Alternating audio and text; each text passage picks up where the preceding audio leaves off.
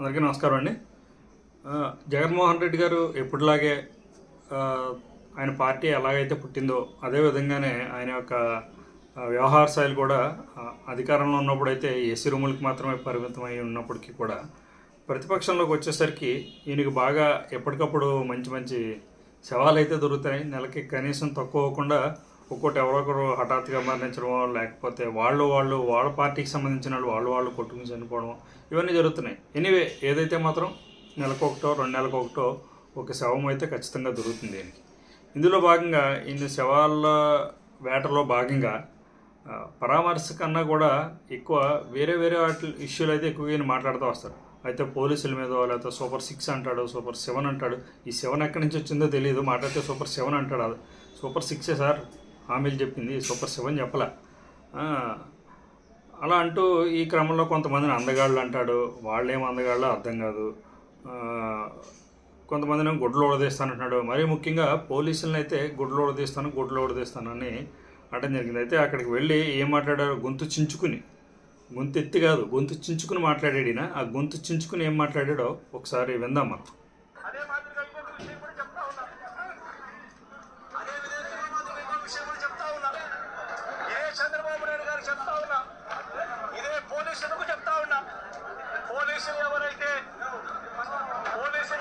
చంద్రబాబు నాయుడు గారిని మెప్పు కోసం, ఎవరైతే పోలీసులు చంద్రబాబు నాయుడు గారి మెప్పు కోసం ఎవరైతే వాళ్ళ టోపీ మీద ఉన్న సింహం చేయకుండా చంద్రబాబు నాయుడు గారికి వాచ్మెన్ల కింద పనిచేస్తా ఉన్నా ప్రతి పోలీస్ అధికారికి చెప్తా ఉన్నా, ఎల్లకాలం చంద్రబాబు నాయుడు గారి పరిపాలన సాగదు. చంద్రబాబు నాయుడు గారి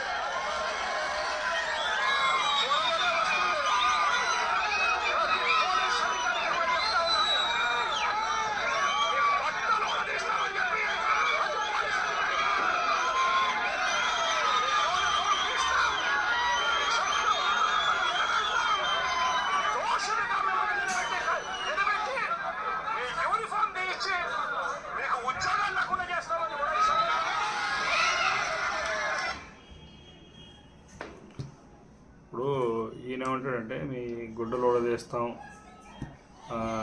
లేకపోతే మీ అంతు చూస్తాం, ఇవే అంటే అక్కడ ఉన్నటువంటి పోలీస్ అధికారి తన డ్యూటీ తను చేశాడు. ఎవరైతే ఉన్నారో మిగతా వాళ్ళందరూ ఆయన డ్యూటీ వాళ్ళు చేశారు. మీరు అధికారంలో ఉన్నప్పుడు కూడా చేసింది అదే డ్యూటీ కదా. అప్పుడేమైపోయారు పోలీసులు, అప్పుడు మంచివాళ్ళు, ఇప్పుడు వచ్చేసి మీకు వచ్చేసరికి మిమ్మల్ని కంట్రోల్ చేయడానికి వచ్చేసరికి చెడ్డోళ్ళు అయిపోయారు. వాళ్ళని గుడ్లు ఓడదీస్తారు. మీకు ఈ గుడ్లు ఓడదీసే కాన్సెప్ట్ ఏంటండి బాబు? మాట్లాడితే ఓడదీస్తాను అయితే మీ సంగతి ఏంటో చూస్తానని అనాలి.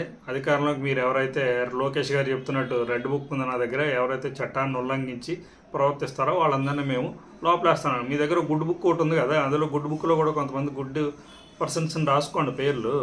అవన్నీ మానేసి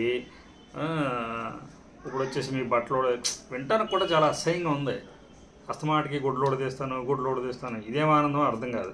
అయితే దీనికి సంబంధించి అస్తమాటికి వినడానికి బయట వాళ్ళకి మనకే చిరాగ్గా ఉంది కదా. అయితే పోలీసులకి ఎలా ఉంటుంది? అక్కడ డ్యూటీ చేసి కింద మీద పడి అంత కష్టపడి చదివి వాళ్ళు ఒక ఎస్ఐ స్టేజ్కో ఎస్పీ స్టేజ్కో వచ్చి వీళ్ళందరూ ఎవడబడితే వాడు శవాల మీద పేలాలు ఏరుకునేవాళ్ళు, లేకపోతే శవాలను అడ్డుకు పెట్టుకుని ముఖ్యమంత్రులు అయిన వాళ్ళు, వీళ్ళందరూ కూడా వచ్చేసి మీ గుడ్లు ఓడదీస్తానంటే వాళ్ళు ఏమైనా చేతగానే వాళ్ళ. అందుకే ఒక ఆయనకైతే కాలిందండి, మామూలు కాళ్ళ, చాలా బాగా కాలింది. ఆయన ఎవరో కాదండి, సత్యసాయి జిల్లా రామగిరి మండల ఎస్ఐ సుధాకర్ యాదవ్ గారు.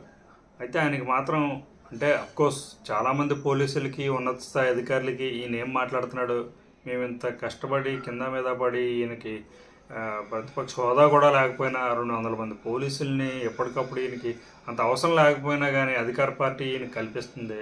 మేమేమో ఆయన వచ్చినప్పుడు ఒక ప్రణాళికాబద్ధంగా ఆయన్ని ప్రొటెక్ట్ చేద్దామని చెప్పేసి మేము ట్రై చేస్తుంటే అక్కడ ఉన్నటువంటి రౌడీ మోకల్ని ఇష్టం వచ్చినట్టు మీదకు వదిలేసి వాళ్ళు ఒక ప్లాన్ ప్రకారంగానే ఇక్కడికి వచ్చి ఏది పడితే అది చేస్తుంటే ఈయన వచ్చేసి మా గుడ్లు ఓడదీస్తాను మాట్లాడితే మమ్మల్ని ఏదో చేస్తాను వచ్చిన తర్వాత అని చెప్పేసి ఈయన మాట్లాడుతున్నాడు అనేసరికి ఆయనకు బాగా హర్ట్ అయ్యాడండి.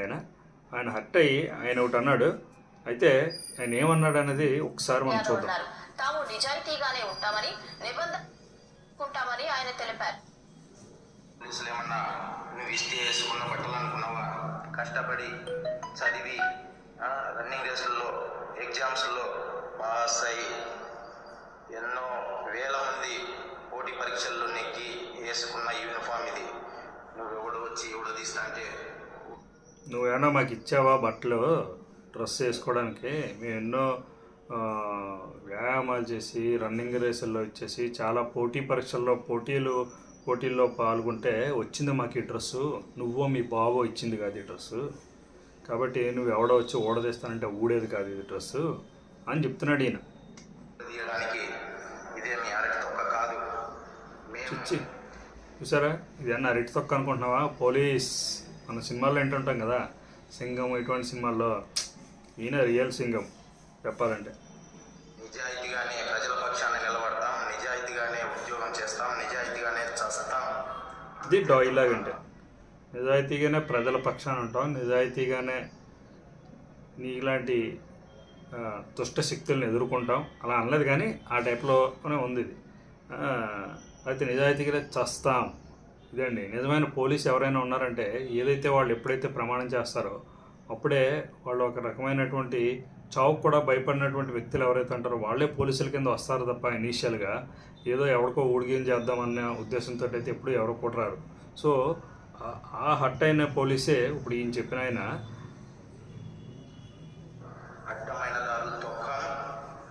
అంటే ఏంటి, ఇప్పుడు మీకులాగా అడ్డమైన దారులు తొక్కం, ఇష్టం వచ్చినట్టు వ్యవహరించం మేము. మాకు ఏ డ్యూటీ అయితే అప్పచెప్పారో ఆ డ్యూటీని సక్రమంగా అయితే మేము నిర్వహిస్తాం, అంతే తప్ప నీకులాగా అడ్డమైన దారులు తక్కువ అని చెప్తున్నాడు. గుర్తుపెట్టుకో, పోలీసులు ఈయన ఒక్కళ్ళే కాదు, రామగిరి ఎస్ఐ గారు ఎవరైతే సుధాకర్ యాదవ్ గారు ఉన్నారో వీరొక్కరే కాదు, ప్రతి పోలీసు కూడా దీనికి సంబంధించినవి స్పందించాల్సిన అవసరం ఎంతైనా ఉందండి. పోలీసులు అందరూ కలిసి ఇంత కష్టపడి ఇంత బందోబస్తు ఇస్తుంటే ఎస్పీ లెవెల్ కానించి ఎస్ఐ సిఐ ఇంకెవరైతే ఉంటారో ఒక మండలానికి సంబంధించి ఒక జిల్లాకు సంబంధించిన యంత్రాంగం మొత్తం అక్కడ పెడుతుంటే ఈయన అనేకమైనటువంటి కుట్రలు చేస్తున్నారు. మీరు నిజంగా నేను అనుకోవడం ఏంటంటే ఏదో ఒక సినిమాలో ఉంటుంది, ఎవరో పోలీసులు ఏదో అన్నారని చెప్పేసి రాజకీయ నాయకులకి అలాగే మిగతా సేవల్ని బంద్ చేస్తారు వాళ్ళు. అంటే అధికారంలో ఉన్నటువంటి రాజకీయ పార్టీ చేస్తే ఒక్కసారి పోలీసులు వాళ్ళ పని చేయడం పక్కన పెడితే ఎంత అల్లకల్లోలం అయిపోతుందో రాష్ట్రం అనేది ఒకసారి చూపెడతారు. సేమ్ అదే ఈరోజు పోలీసుల్ని ఎవరైతే బెదిరిస్తున్నారో జగన్మోహన్ రెడ్డి గారు వారికి కూడా చూపించాలి. పై అధికారులు డ్యూటీ వేశారనో లేకపోతే వీళ్ళు వచ్చి ఇక్కడ నిలబడుతున్నారు కరెక్టే, కాకపోతే ఆయన వచ్చిన ప్రతిసారి మీ గుడ్డలు ఓడదీస్తానంటే ఎవరు చేస్తారండి డ్యూటీ? అక్కడ ఏదైనా తప్పు జరగచ్చు, అక్కడైనా రౌడీ మోకలు ఉండొచ్చు, లేదా వీళ్ళే ప్లాన్ చేయొచ్చు, ఇవన్నీ చాలా రకాలు జరిగే అవకాశాలు ఉంటాయి.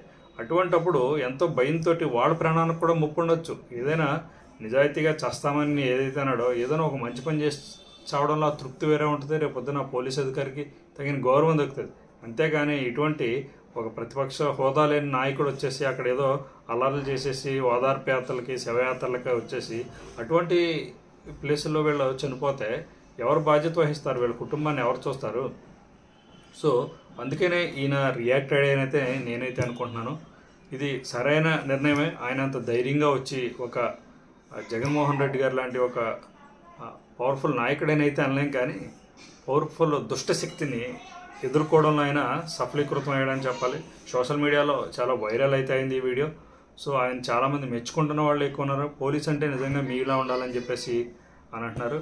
అయితే దీనికి సంబంధించి మీరు ఎవరైనా ఆయన మాట్లాడింది పూర్తిగా వినుంటే ఇంకా పూర్తిగా అక్కడ ఏం జరిగిందనే సిచ్యువేషన్ అయితే ఆయన క్లియర్గా ఎక్స్ప్లెయిన్ చేశారు. సో ఈయన మాట్లాడిన వ్యాఖ్యల్ని మీరు ఎలాగా భావిస్తారనేది కామెంట్ సెక్షన్లో అయితే కామెంట్ చేయండి. నేనైతే సరైన నిర్ణయమే, సరైన మాట ఒక్కసారి హెచ్చరించడం జరిగింది పోలీసు. నెక్స్ట్ ఇటువంటి వాళ్ళు చాలామంది బయటకు రావాలి. ప్రతిసారి హెచ్చరిస్తుంటే మీరు ఆ హెచ్చరికలు తీసుకోవడం, రాజకీయ నాయకులు ఇలాగే మాట్లాడతారని అనుకోవడం అయితే అది మీ చేతగానితనం అయితే అవుతుంది. ఖచ్చితంగా పోలీసులు దీన్ని సీరియస్గా తీసుకోండి. మీరందరూ కూడా అప్పుడెప్పుడు గతంలో ఎవరో పోలీస్ అధికారిని ఏమనుకుండానే ఒక పోలీసుల సంఘానికి సంబంధించి ఒక లెటరే రిలీజ్ చేశారు. ఆ సంఘానికి సంబంధం లేదు, ఆ సంఘంలో డైరెక్టర్ కాదు, ఇంకోటి కాదు, ఎవరో ఒక అతను సభ్యుడిగా ఉన్న అతను లెటర్ రాసేసి రిలీజ్ చేసేసాడు. అటువంటిది ఇప్పుడు పోలీస్ సంఘాలన్నీ ఏం చేస్తున్నాయి? భయపడుతున్నారా లేకపోతే మీకెందుకులే అనుకుంటున్నారా? సమయానికి స్పందించాల్సిన టైంలో స్పందిస్తేనే దానికి ఒక అర్థం పరమార్థం ఉంటుందండి. పోలీసు వారు కూడా దీనికి సంబంధించి మీరు ఇమ్మీడియట్గా స్పందించాలి. అలాగే ఎవరినైతే అధిక డ్యూటీలో ఉన్నటువంటి అధికారుల మీద ఇటువంటి థ్రెటనింగ్ కాల్స్ ఇవ్వడం జరుగుతుందో, బెదిరింపులు చేస్తున్నారో దీనిపైన కూడా మీరు స్పందించాల్సిన అవసరం చాలా ఉందని తెలియజేస్తూ మీరేమనుకుంటున్నారనేది కమెంట్ సెక్షన్లో కమెంట్ చేయండి. బాయ్.